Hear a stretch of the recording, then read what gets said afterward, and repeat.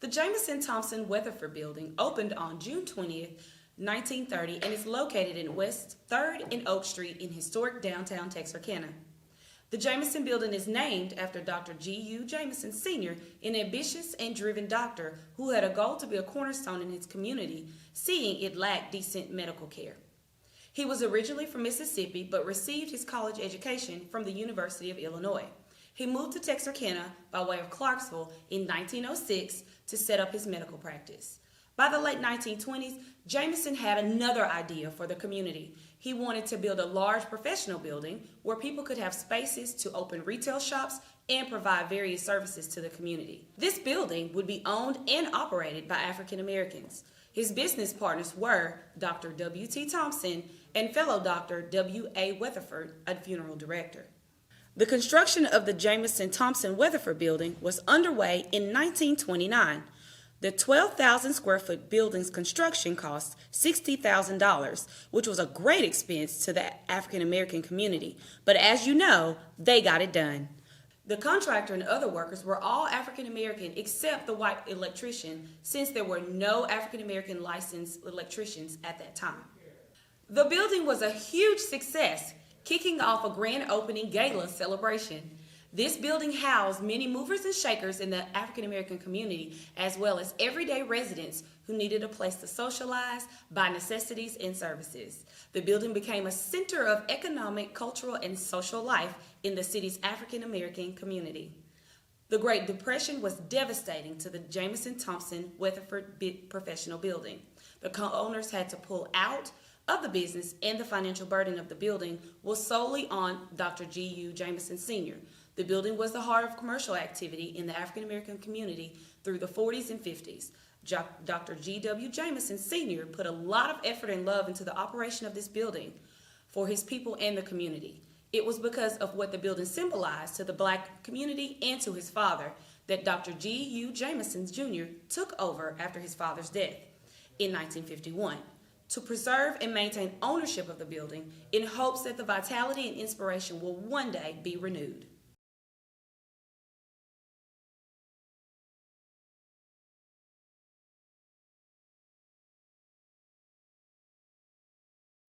The community of Macedonia was founded in 1873 by Garrett Briley and his large family. The community's namesake was taken from its flagship church, Macedonia Baptist Church. The community came about when Briley arrived in Bowie County, Texas, by way of the job as a freight handler for Pacific Railroad. As more job opportunities for former slaves came about, more and more families moved into this thriving community. The design of the Macedonia School building, as well as this educational system, was established by the Tuskegee Institute up north, led by Booker T. Washington. Built on donated land, Macedonia School graduated its first class in 1925. Despite a lack of financial support from the county school board, the school provided students with quality education and found various ways to make ends meet. However, after World War II, families began relocating to the area in order to work at the brand new Red River Army Depot and the Lone Star Ammunition Plant. The last class to graduate from Macedonia School was in 1969. Today, the Macedonia campus is now the Liberty Aloe School of Success. It is used to teach special needs children, troubled youth, and those interested in continuing their education. It is a part of the Liberty Aloe School District in Texarkana, Texas.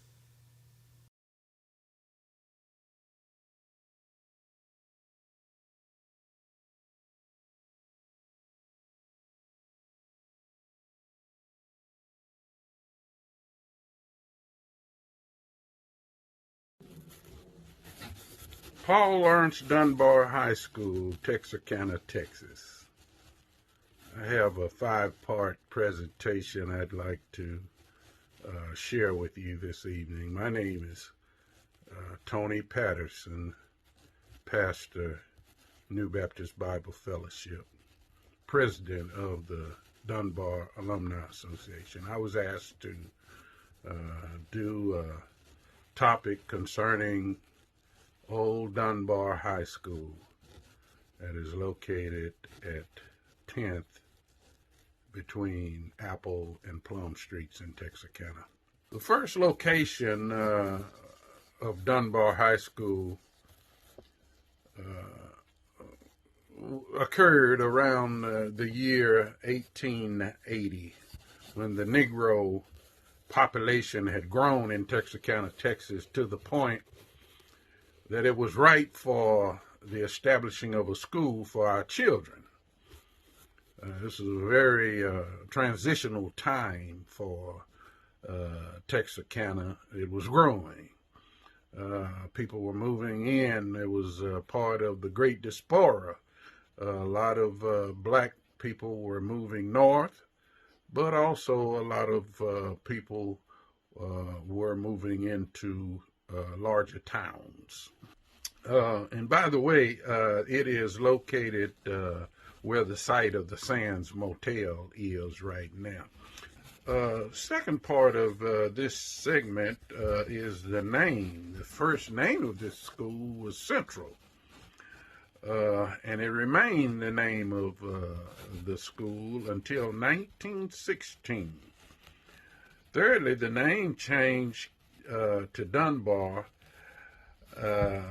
was changed to Dunbar after the popular African-American poet of the time named Paul Laurence Dunbar. Dunbar relocated to this location into a relatively thriving community at the time called Rose Hill. That was made up of black folks with businesses and various professionals. But in 1968, there came down a mandate from the United States Supreme Court in a ruling in the case of Brown versus the Board of Education of Topeka, Kansas, which in essence proclaimed throughout the land that segregated schools were unconstitutional in existing as separate but equal institutions and were to close, or rather cease and desist, immediately. Or so we thought, immediately. Turns out that we integrated a year earlier than our competition, Marshall, Tyler, Longview, those schools, even the crosstown rivals of Washington High. They stayed another year. But we went to Texas High. This meant that Dunbar and all secondary schools, K1 through 12, must close, and all the students would then enroll and attend Texas High or the prevailing area elementary school at the beginning of the 1968-69 school year. But this part, this paragraph that I'm emphasizing now must never be left out of our history, and that is that she almost was permanently closed. Set aside and fenced up as a storage warehouse. Department of Education, U.S. Department of Education, sent a representative down here after this public outcry. He came down and he toured Dunbar, just a little bit on the inside, but mostly on the outside. It wasn't very long. He said, okay, I've seen enough. And after that, it came down that it would be turned into an elementary school. Lastly, the current disposition, and that is she is open and serving. Although Dunbar High School is no longer our beloved high school, she is still lauded and loved because she is still open and serving.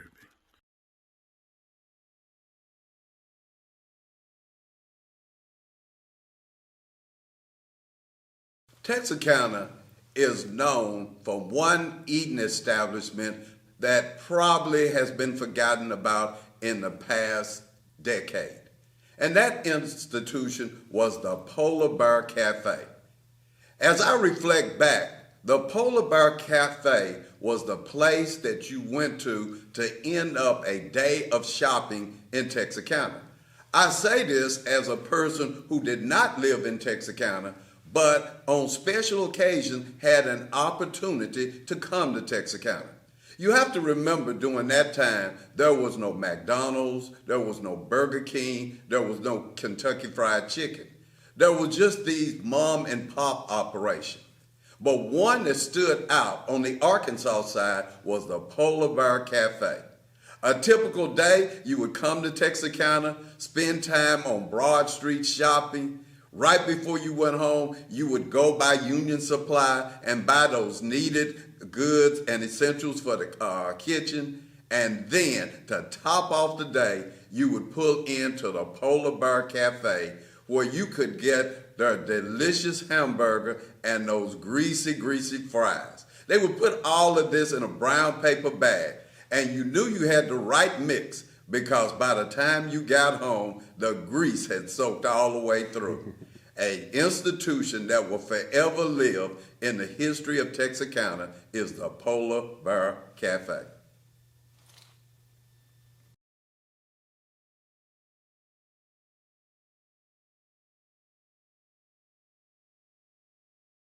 Booker T. Washington High School was a school in Texarkana, Arkansas, started in 1917. Now, this all started when the Julius Rosewald Fund was established to contribute to the building of the school as well as other rural Negro schools. The facility was a 2-story building, but school was only held on the first floor. There were 11 grades. Mr. C.A. Barrett was the first principal. He resigned after a year, and Ms. Jetty Weaver was the next principal for 3 years. Interestingly, the school had no water, and the students had to take turns going to the neighbor's well to get water. Eventually, with the next principal, Mr. G.R. Flannery, additional extracurricular activities evolved, such as the drama club, choir club, and debate club. The band came shortly after. Other curricular activities included home economics, basketball club, and football. The sports program brought fame and recognition to the school as it was recognized statewide as one of the first black schools to have sports. The Booker T. Washington High School was consolidated into Arkansas High School in the fall of 1986.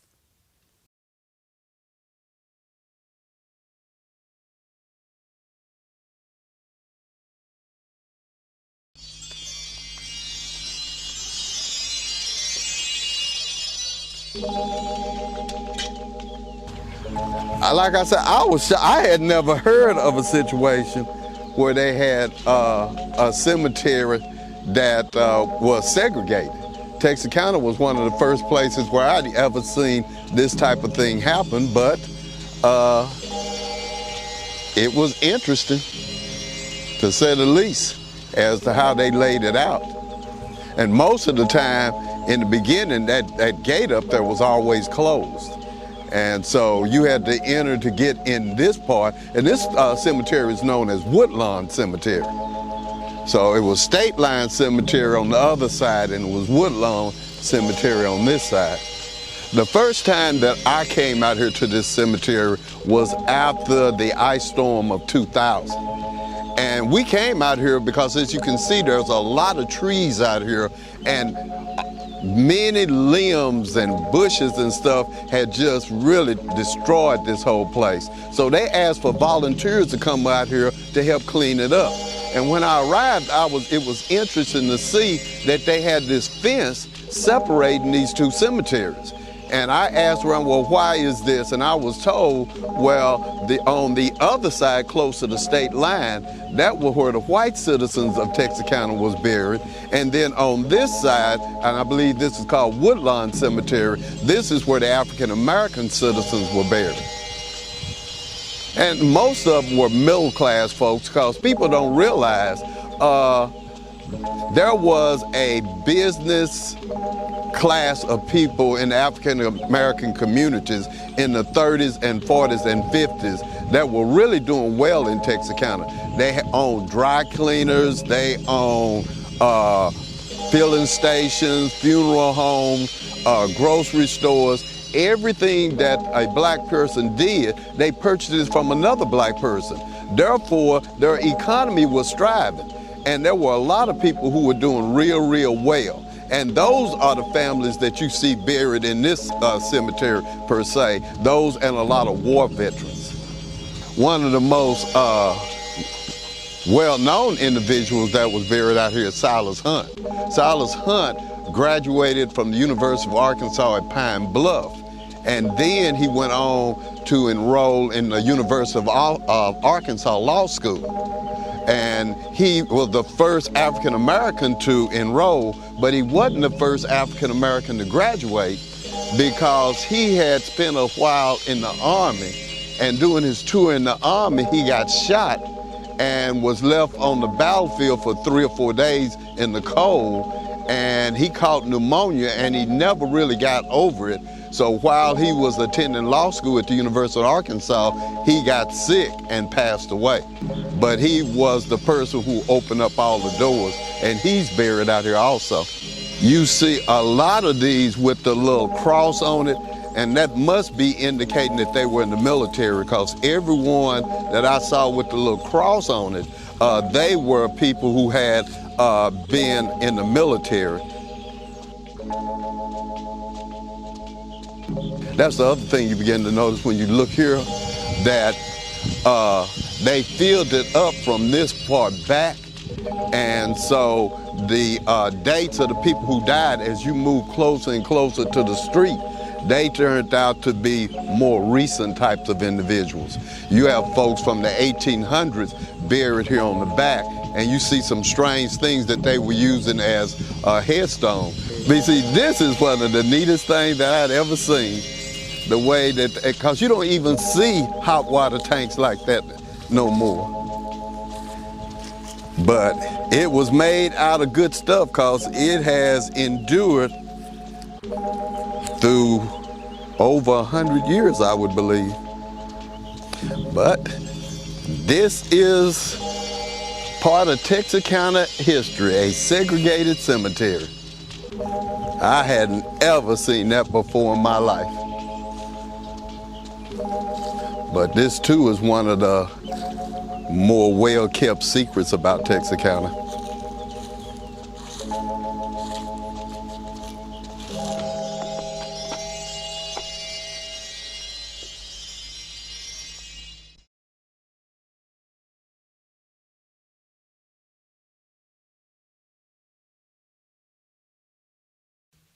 Jones Funeral Home was founded in 1914 under John J. Jones Sr. Since 2010, it is also being called Jones Stewart Mortuary, ran by Jonathan W. Stewart Jr. He states that he averages 10 funerals a month, making this funeral home one of the most successful funeral homes in town. Stewart started off working for John J. Jones Jr. as the embalmer and funeral director. The funeral home closed its doors for a year until Stewart reopened the business himself. The current location at its second location, but the first was only across the street. It includes an upstairs chapel, parlors on the main level, with rooms specifically for embalming, prep work, and a casket room. Stewart prides himself on giving excellent funerals and arranging the music, even going to the hospital to arrange preparations for the family. He wants the service to be positive, uplifting, and memorable. His passion is why the funeral home still stands and is one of the most prominent businesses to this day. Jones Funeral Home has also received the Dr. Martin Luther King Jr. Acts of Kindness Business Award, giving in appreciation for hard work and dedication at keeping the dream alive in Texarkana, USA.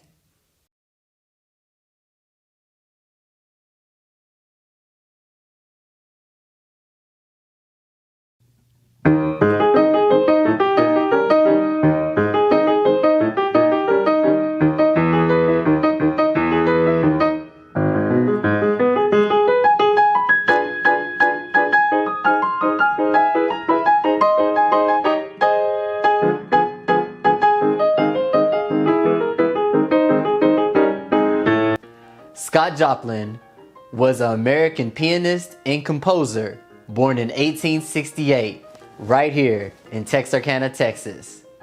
Even though he's known as our hometown hero, he is world-renowned and globally recognized as the King of Ragtime. Even though he had a brief career with his death in 1917, he composed over 100 original ragtime pieces. He must have really been feeling himself after composing the piece you're hearing right now, Maple Leaf Ragtime, as he is documented as telling fellow composer Arthur Marshall, "The maple leaf will make me the king of ragtime composers."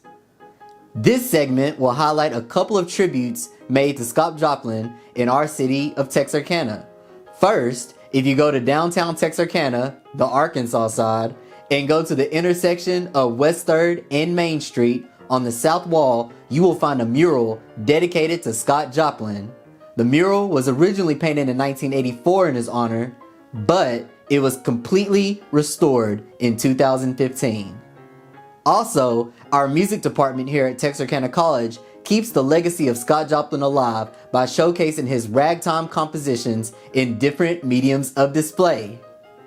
So, this is a player piano, which was a very popular household instrument in the late 1800s, early 1900s.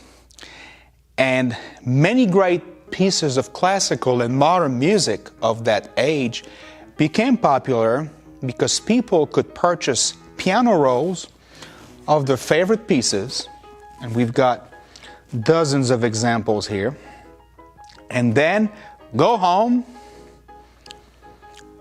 pick up the roll,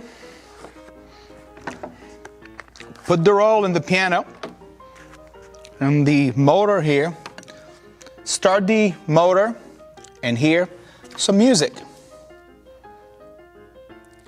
Now here, we're talking about Scott Joplin, one of the great composers who came out of the Texarkana area in around the same time, the late 1800s, early 1900s. And Scott Joplin made his name, his fame, through publishing sheet music. Great ragtimes such as the Maple Leaf Rag, the Pineapple Rag, and the Entertainer Rag. So back then people could access his music by purchasing sheet music and playing it, or purchasing a piano roll. And here I've got the piano roll of the Entertainer. We put the roll canister here. We attach the roll here. We start the motor. And here we go.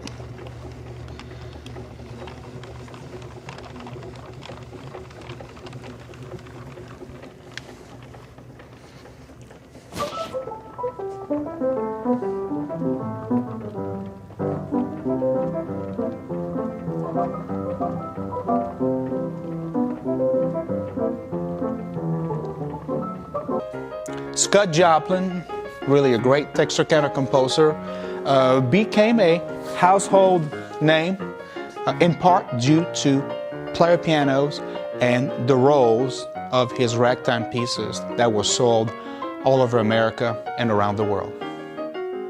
Scott Joplin, sir, on this Black History Month, year-round and until the end of time, Texarkana and the rest of the world salutes you. Thank you.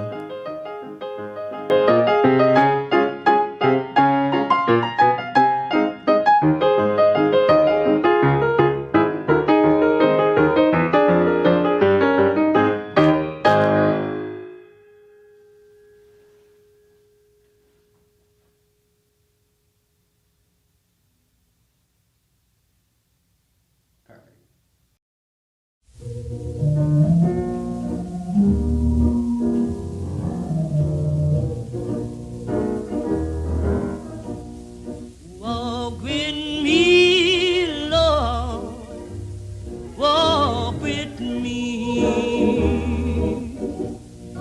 Walk with me, Lord, walk with me, Lord. Well, I'm on, Lord, this tedious journey. I need Jesus, walk with me.